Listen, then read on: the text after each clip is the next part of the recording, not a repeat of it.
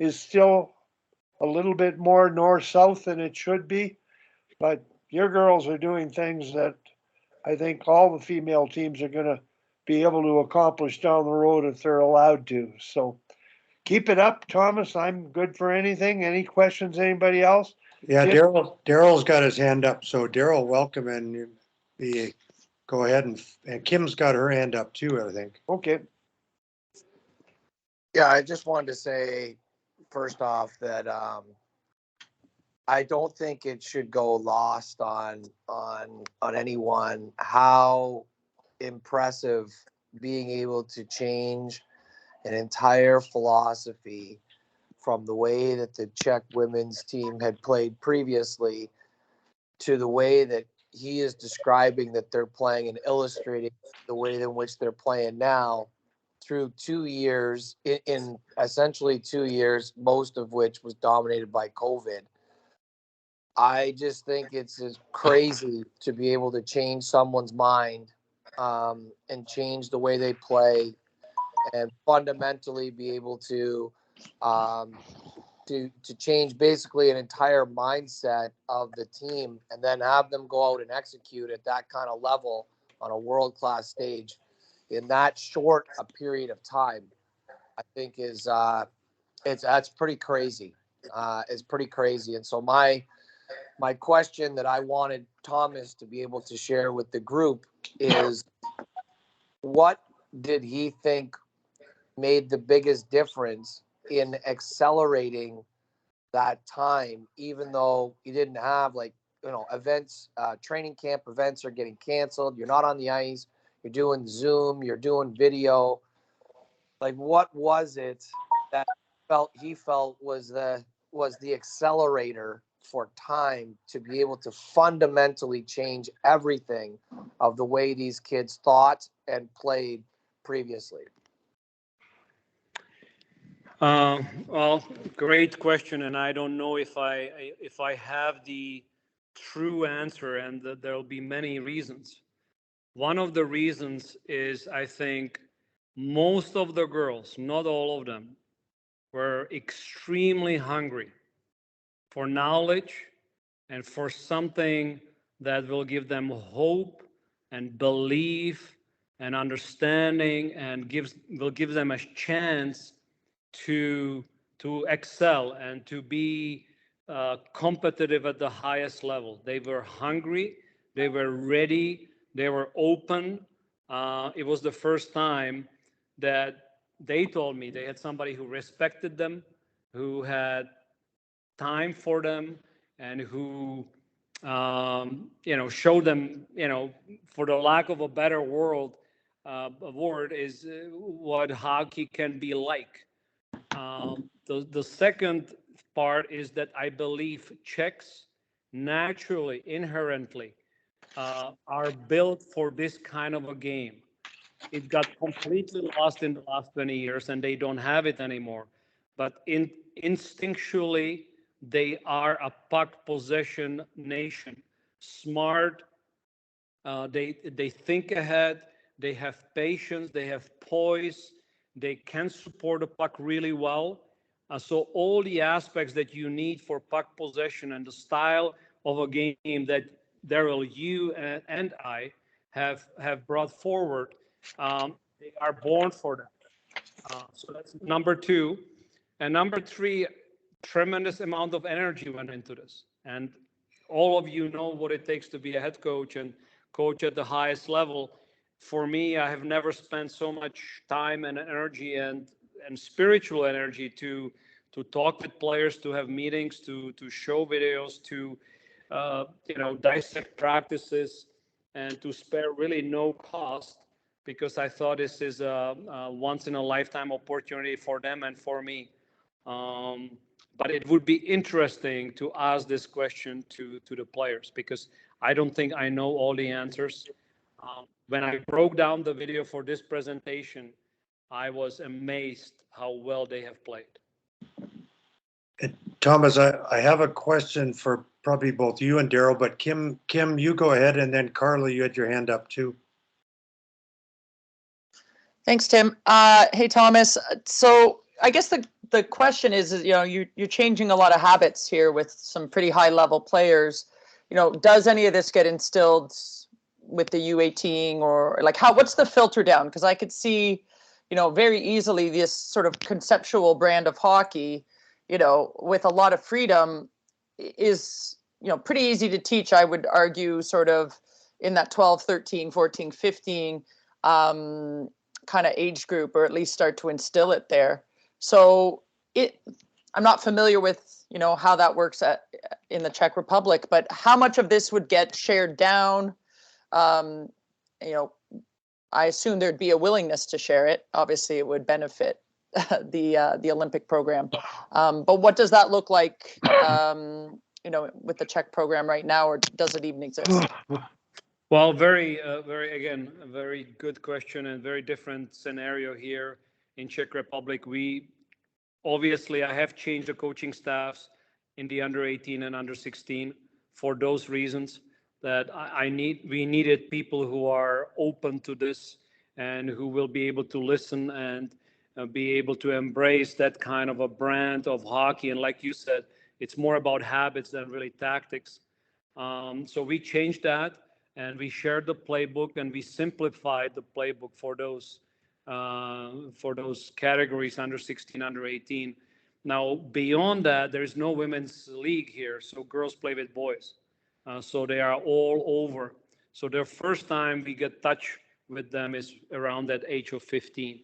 And we try to immediately incorporate the very minimal skills, habits, tactics, and the whole philosophy, how we want to be, how we want to present ourselves as a Czech nation, what kind of a brand of hockey we want to play.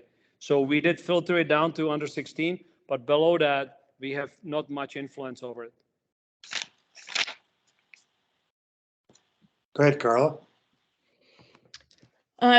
This is great, Thomas. I'm really enjoying it. I just really I'm curious though, away from hockey, like what did you do with this group to help bring them together as a team and getting to know them? I'm just curious, sort of the bigger picture of, you know, cultivating the culture and environment you wanted in order to sort of, I guess, earn the trust to implement something like this. But what did you do as a staff or yourself away from the hockey to cultivate this team and the environment? You know, very simple. In that last 2 years, many phone calls and many Zoom calls, because there was no other option. And when we were in the camp, we did have our conditioning coach who was also responsible for team building and for mental preparation, yoga and meditation and all kinds of aspects, how you bring team together. So that was very standard, you know, 2 ice times, 2 off ice practices, plus video and stuff like that. It was very standard to what everybody would be doing.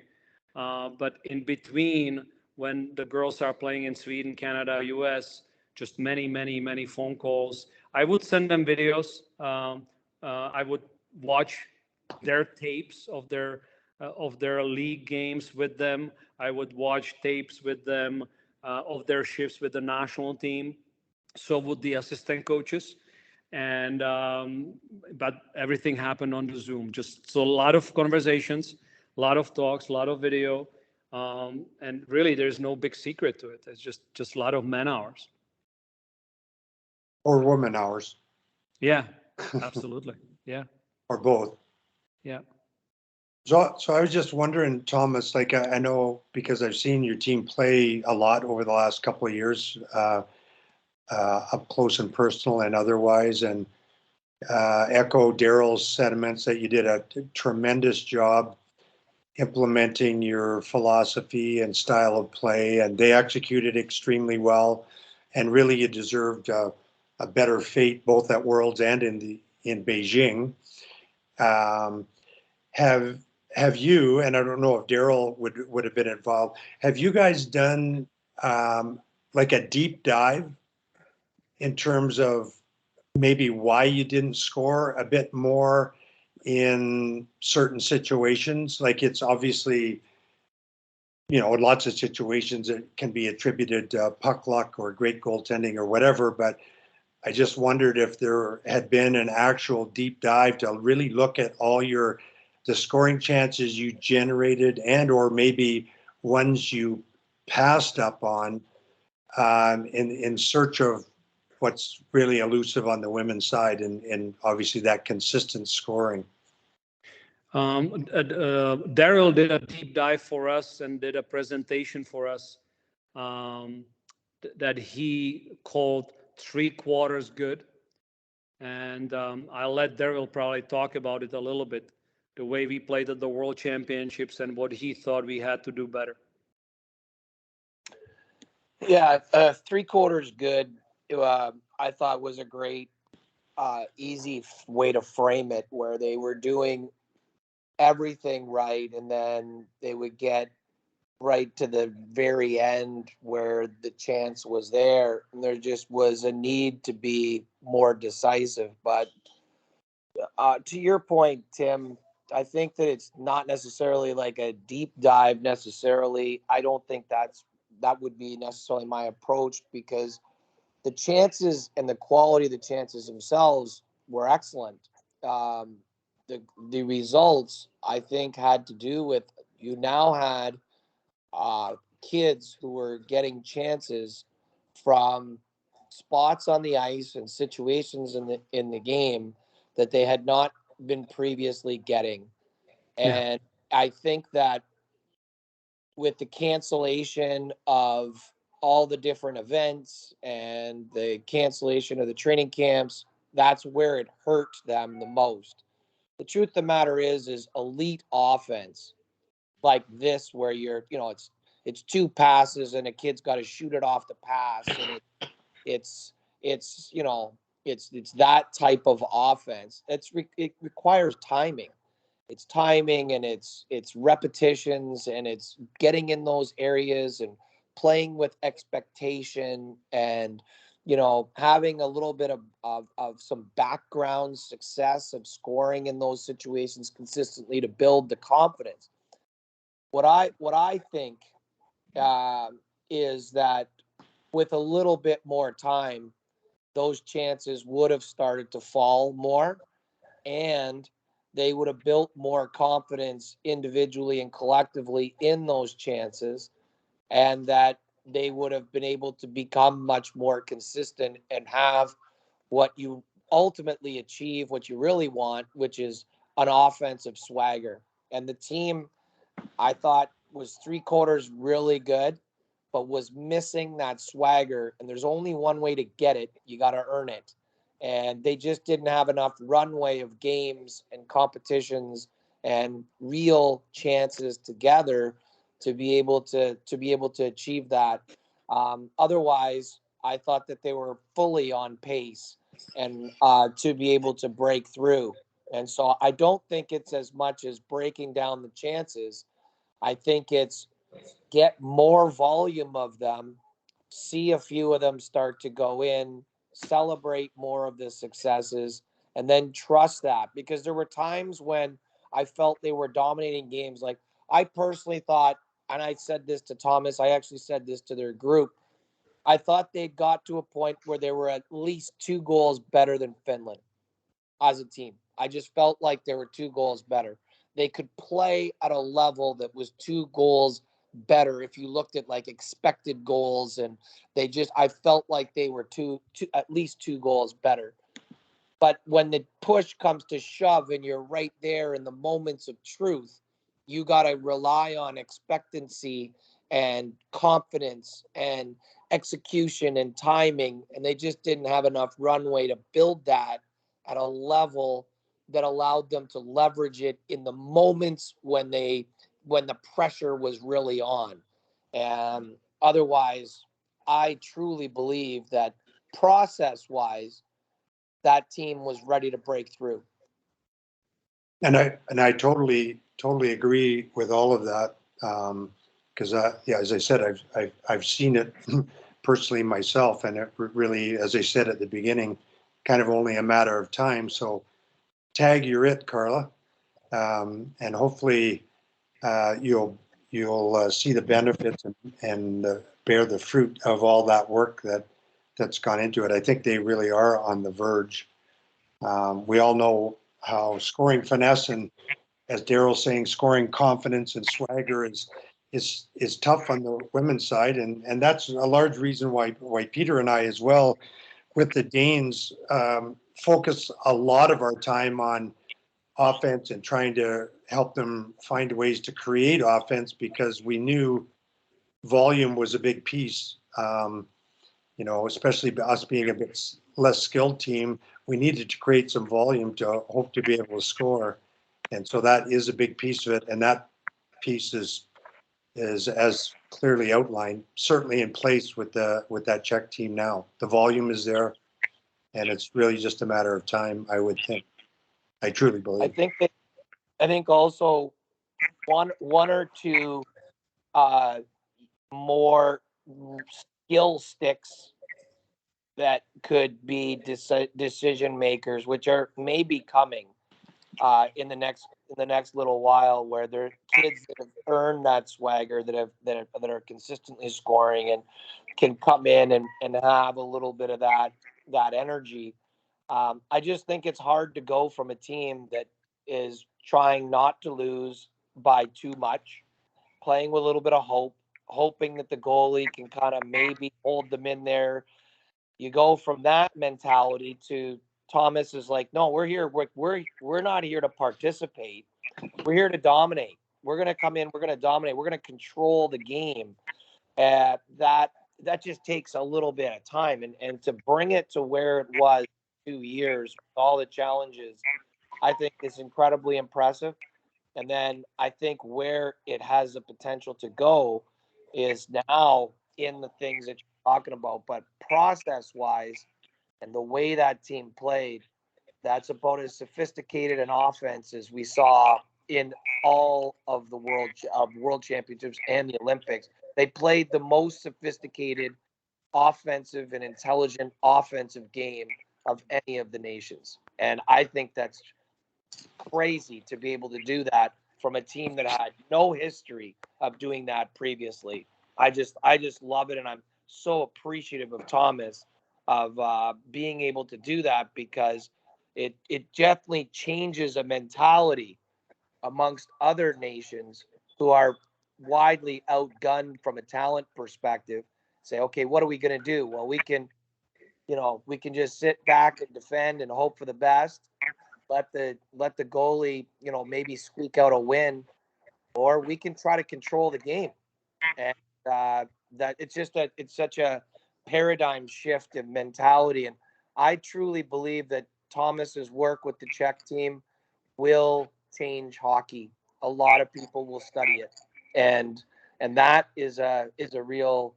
That's of all the things that Thomas has accomplished with this team, the impact that it's going to have going forward will be immeasurable.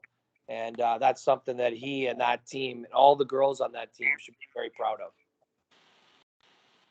Thomas, I can't raise up my hand, but I have two questions for you.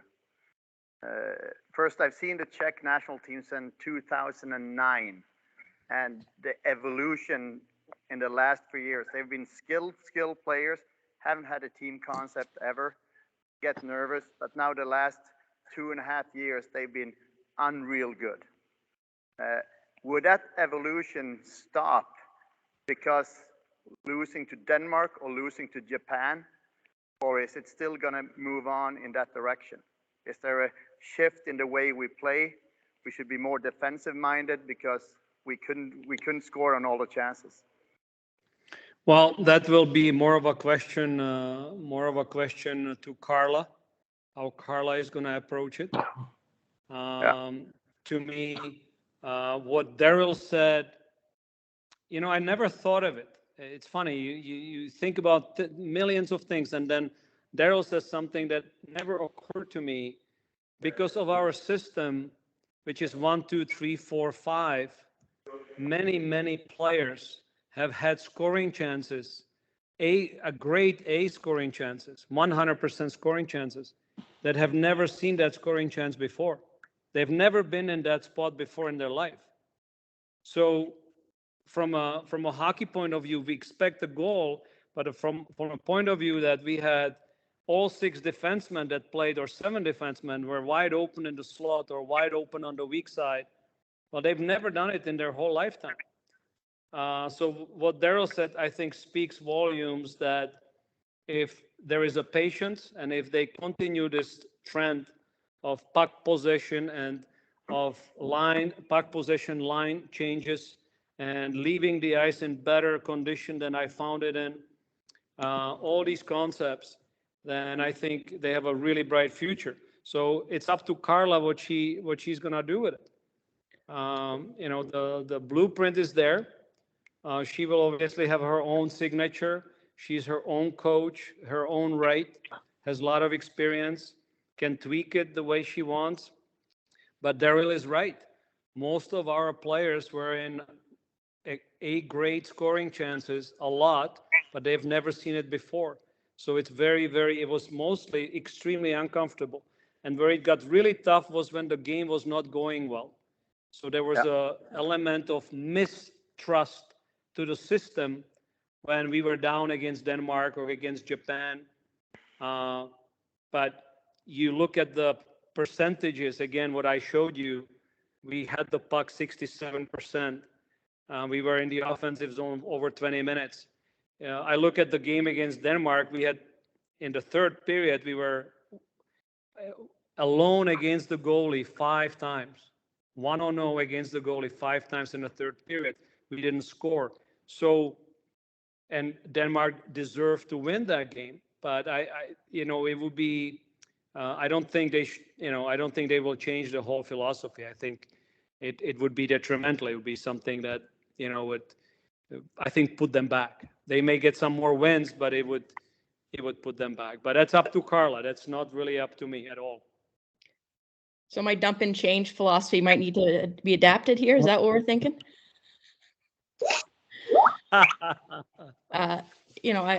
Carla think- and Thomas, from our perspective, as a former Danish head coach, when we played you, we saw that your defenseman has they trusted their puck possession in their own end a little too much. So that was the weak spot. That's what we tried to attack as much as we could with the team we had. Yeah. And is that something, would you develop the D, or would it tell the D play simple when they forecheck that hard? Where's the fine tuning there? I guess I can jump in there, Thomas. But I think Peter, number one, obviously to everyone's conversation and Thomas's presentation, where they've started and where they got to is just highly impressive and really inspiring. So Darryl talks about 75% of the way. And, I think anytime we take over a program or we start with a new team, it's our job to figure out how to fit in with that group. And it's not bringing what I outright know and changing anything. It's I got to understand what they know, what they believe in, and how do we grow it. So, I've talked to Thomas offline before too, and recognizing, it's that belief piece. It's the confidence piece. It's like Thomas is saying, they have to realize when they get those opportunities, they're in control and they can execute. And, so for me to talk hockey right now, it's I'm not well versed enough to understand exactly the adjustments we're going to make and what we're going to do. I need to learn about them as people, and then I need to learn about them as a team and where we're at. So, I'm a student of the game too, like all you guys on this call. So I know I'm in a privileged position here. I know I've got a team that's ready and in a position, but to the point, we got to find consistency now in really confidence so we can beat Denmark and we can beat Japan and that becomes a confidence builder. So it's there. And as Thomas said, I'll have to come in with my lens and help them go to that next level. But how lucky am I that I know the coach that's helped them get to this point, and I understand the backstory, and I'll continue to learn it. So, we can the ebbs and flows of the game, but for me going in, it's learning the group as people, and then recognizing, okay, where are the little tweaks? I don't have a long runway into World, so where are the little tweaks that maybe can help build their confidence even further? Yeah, just like watching Thomas practices and then you watch some junior or senior practice over here in Sweden.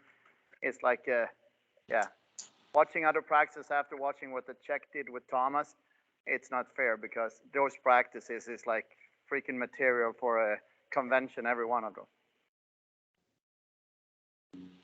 Go ahead, Wally. I talked to Carla yesterday at some time, Thomas, about her experience and how it might benefit her. Um, you went back to the Czech Republic, your home country, familiar with the language, and the culture is different. The political atmosphere is different, but the culture, in terms of how women are respected or treated, and Carla's been through, I think, myself as well, having been in Japan, she accomplished great things as an assistant coach there, being able to work with the federation there that gained a respect for hockey that the men's team does not have. And I really think the challenge that we don't know about is the political challenge in terms of the people who make decisions around you and what they want, and how you can influence them in a way is really important. I think everybody's done a terrific job with the teams they've had. Tim and Peter qualifying for the Olympics in itself was a stellar achievement, and Thomas, Unbelievable. it Yeah. was amazing. So I just think Carla's, she's a good person for this position. The challenge is a lot more than scoring. And it's going to be your ability to be able to bring a group together, feel respected and motivated to become better even yet, to keep believing in themselves. And Wally, that sort of touches right on Sammy's question in the chat, Thomas, about how the program was supported by the federation. Did you feel there was a real genuine interest and support, and was the funding, like Peter and I were really fortunate that Danish Federation really stepped up and spent a lot more money than they had in the past, and that was mainly, I think, at Peter's pushing and urging and asking and convincing that it needed to be done if they wanted to compete. So, what's your feeling on that from your perspective in terms of how the program is now accepted either by, as you mentioned at the start, by the general public and the federation itself? Well, I think, that was, again, maybe one of the biggest advances we did was that the president was really a fan. He wanted us to get to the Olympics, and we had a really good financial backing the last 2 years. In an environment where women's hockey is really, even though now it's on the map, I think it's at the point where the federation cannot ignore it anymore. So even though the president is retiring now, there's going to be somebody else there. I don't think that the Czech hockey community is excited about women's hockey. They have enough troubles with their own men's hockey. But it's at the point where they cannot ignore it, and where it is an important and integral part of the Czech Hockey Federation.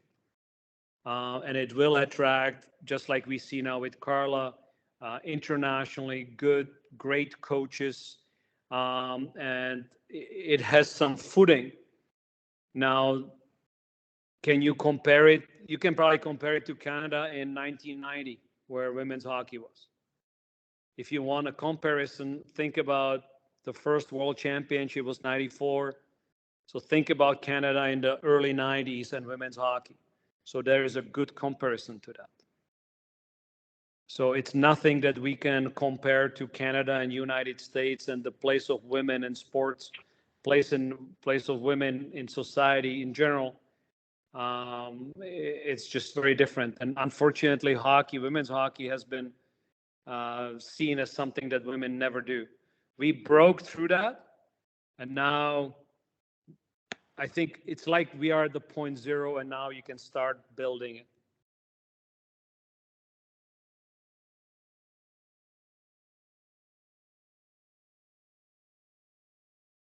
Does Darryl have his hand up? Darryl? I think it was still from before, but go ahead. Okay.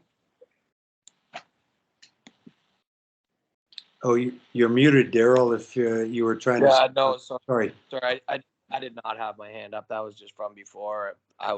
I'm trying to work and listen at the same time and forgot to put it down. Guys, I'm gonna wrap it up in terms of myself and the time that you guys gave me. First of all, thank you to Wally. Without Wally, nothing would have happened in my coaching career. He, like I said, he's my Canadian father and my mentor, longtime mentor. All the jobs I've ever had was because of Wally. Big thanks to Tim for giving me a chance 25 years ago to be a skills coach with your university team and to be my assistant coach when you just got back from the NHL. Thanks to Carla. So we worked together as a coach player and then coach when you coached Japan. And you have to know I'm here for you anytime with any questions that you might have about players and without any prejudice about the situation at the Federation. I will always give you my 100% honest opinion. Tremendous thanks to Darryl, who has been absolutely instrumental in this success, but also in my coaching career and how he influenced me the last at least 10 years when we were first introduced by Andy O'Brien, and how much he influenced my work with players. And thanks to, Tarasov, Luděk Bukac, and Dave King, Mike Johnston, Jacques Martin, Tom Rennie, all the greats that I had the pleasure and absolute honor to work with in my coaching career. So thank you guys for having me on. I had way more video, but I think it's enough for today. And Wally, thanks for having me. We're here every week, Thomas, so you can come back anytime. Yes, of course I will. Please do, Thomas. Make sure you join us again, and who knows where we'll go next week. Yes. Okay, I want to sign off, everybody. If anybody else got anything they want to bring up at this time, and Jordan had his hand up. Wally, Jordan, you want okay, to? Jordan. Okay. Well, first, Thomas, I just wanted to say thank you for your presentation today. It was an awesome one in that there's always new things to think about when someone thinks about the game the way that you do and display the passion for it the way you do. I've got pages of notes already here that I'll be going through over the next little while, and I know that the off season always seems to be long, but I know it'll be here before we know it.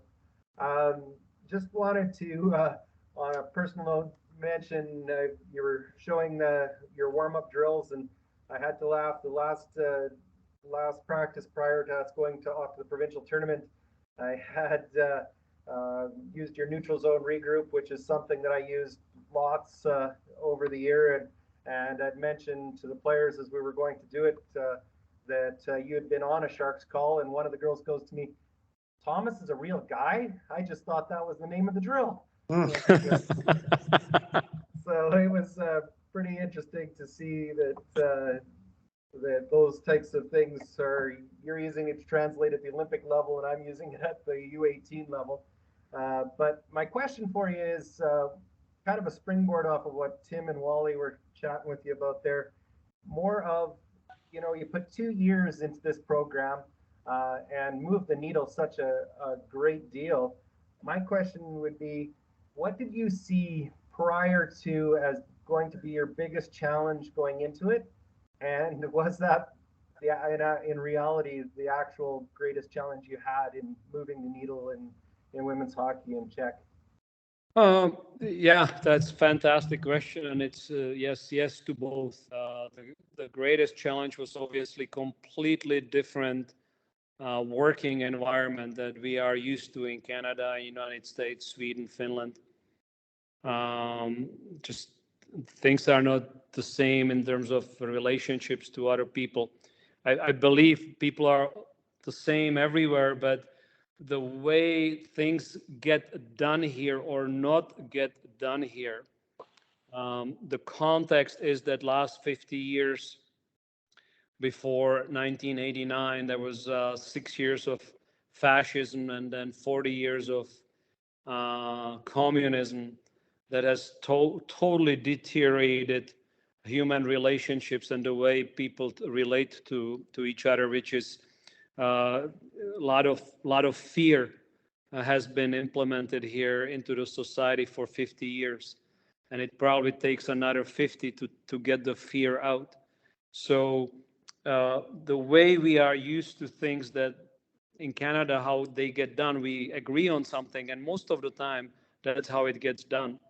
Here, it takes 2, 3, 4 times before it gets done. Here, sometimes you agree on something, and everybody says yes, yes, yes, but it doesn't mean yes. And that's just the way, and it's not a criticism of the people, that's just the way we were brought up. We were brought up with a lot of fear. We were afraid of being put into jail by communistic or fascists. So things are getting better and better and better. And it's not that in Czech Republic there are bad people, it's not true, but just the way they relate to each other is still quite different than what we are used to. And there was a story of a Finnish coach who coached here, and he couldn't understand that the players wouldn't do on the ice what they have agreed on in the dressing room. He went to the assistant coach and said, how come they are doing something else? We just talked about it. How come they are not doing it? So he couldn't understand that. And I'm not saying that in Canada, every time you agree on something, it's like that. It's of course not, but it's more of so it takes 3 times, 4 times as much energy here to accomplish the same what you accomplish in Canada or US or Sweden or Finland. That's probably the easiest way to say that.